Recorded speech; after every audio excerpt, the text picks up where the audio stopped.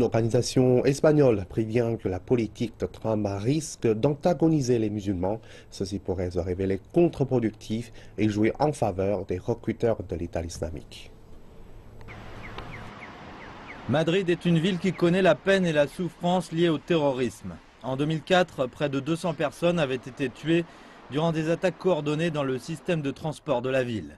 Ces attentats ont été à l'origine de la création du Club de Madrid, un groupe constitué d'anciens chefs d'État du monde pour se concentrer sur les causes de la radicalisation. Ils ont observé une montée du sentiment anti-musulman et préviennent que les politiques entreprises par les dirigeants de l'Occident, dont l'interdiction d'entrée par les États-Unis pour les ressortissants de 7 pays à majorité musulmane, risquent de faire monter les extrémismes. L'État islamique pourrait bénéficier de ce populisme qui peut être utilisé contre les principes de démocratie occidentale.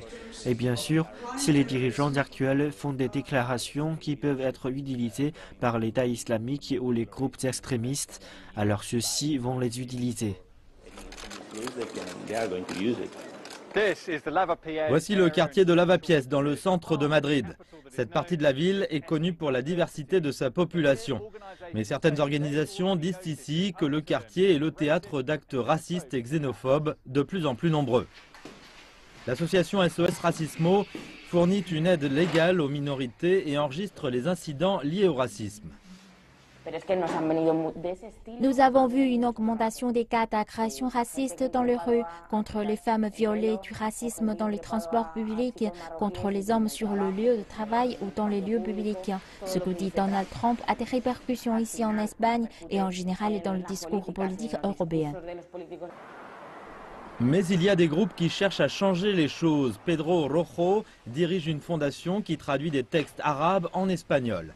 Il espère ainsi présenter une narration musulmane alternative.